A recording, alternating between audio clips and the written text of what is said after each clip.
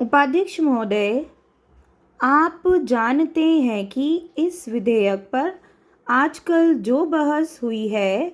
उसमें हमने पूरा विरोध किया है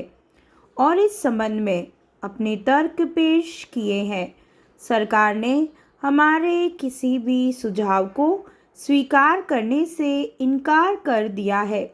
जहां तक इस कानून को अमल में लाने का संबंध है, केंद्र सरकार पूरे तौर पर राज्य सरकारों पर निर्भर है। मंत्री महोदय ने कहा है कि कई सूबों ने इस बारे में सहयोग देने का आश्वासन दिया है, लेकिन मैं जानता हूं कि कई सूबों ने इस कानून का बहुत सख्त विरोध भी किया है। उनका कहना है कि केंद्र सरकार को किसी भी तरह सहकारी क्षेत्र की संस्थाओं के संबंध में अपने अधिकार को प्रयोग करने का प्रयास करना चाहिए। इस सुझाव को पेश करने में मेरा खास मकसद यह है कि अगर सरकार ने इस विधेयक को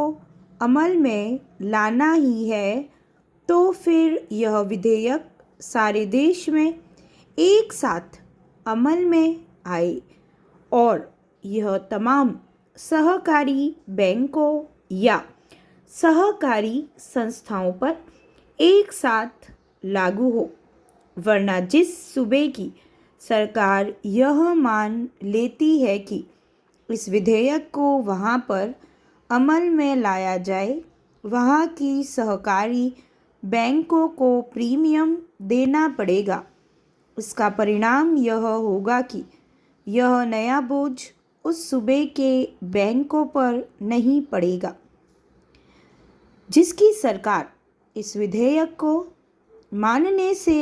इनकार करती है। मेरे इस सुझाव को स्वीकार करने का यह भी लाभ होगा कि अगर केंद्र सरकार यह चाहती है कि इस कानून को किसी भी हालत में अमल में लाना चाहिए और सहकारी बैंकों में पैसा रखने वाले लोगों को तत्काल कानून का संरक्षण देना चाहिए, तो उस पर भी यह बंधन रहेगा कि चूंकि उसने इस विधेयक को 1 साल में अमल में लाना है, इसलिए यह जल्दबाजी करके इस विधेयक को पूरे देश पर एक साथ अमल में